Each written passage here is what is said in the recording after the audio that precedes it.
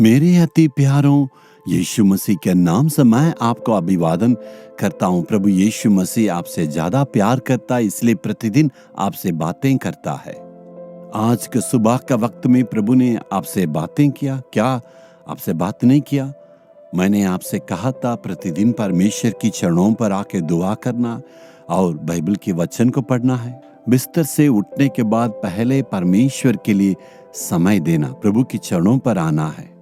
प्रभु की चरणों के पास आके और बाइबल के वचन को अध्ययन करने से उसकी उपस्थिति हमेशा बने रहेगी।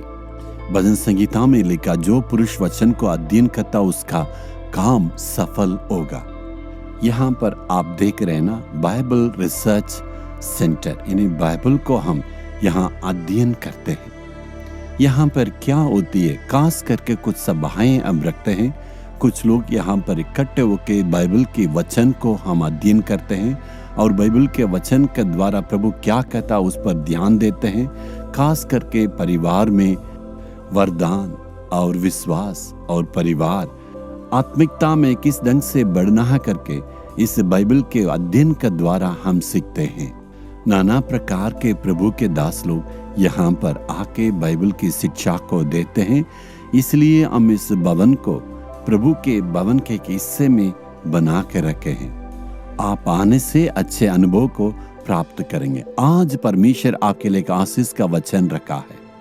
व्यवस्था विवरण 26 अध्याय का 19 वचन में परमेश्वर ने कहा है, और कि वह अपनी बनाई हुई सब जातियों से अधिक प्रशंसा, नाम और शोभा का विषय में तुझको प्रतिष्ठित करे।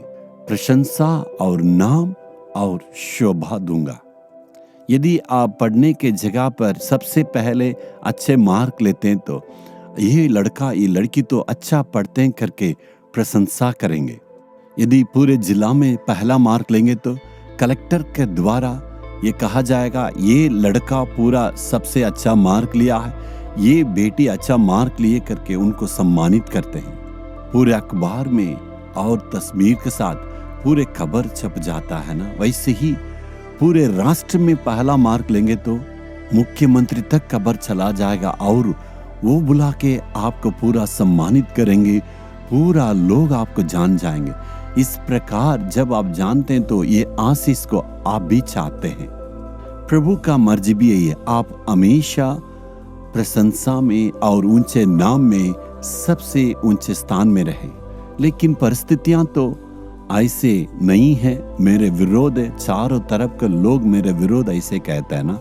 जहां आप काम करते हैं, यदि आप कुछ समस्या को समाधान करते हैं, आपका द्वारा बहुत बड़ा कामयाबी अगर मिलती है तो कितनी प्रशंसा की जाती है। सारे जगह में यदि आप अच्छे से काम करने से आपकी प्रशंसा की जाएगी। तो परमेश्वर हमारे लिए वादा करता, मैं तुम्हें सबसे श्रेष्ठ प्रशंसा के रूप में रखूंगा। यदि आप विद्यार्थी हैं तो परमेश्वर सारे विद्यार्थियों के बीच में आपको ऊंचे स्थान में रखेंगे। यदि आप काम करते हैं तो पूरे लोगों के बीच में लोग कहेंगे ये अच्छा से काम करते हैं। यदि आप बिजनेस करते हैं तो परमेश्वर आपको सबसे ऊंचे स्थान में प्रतिष्ठित जगह में आपको रखेंगे। सबसे ऊंचे स्थान में प्रभु रखने के लिए चाहते हैं।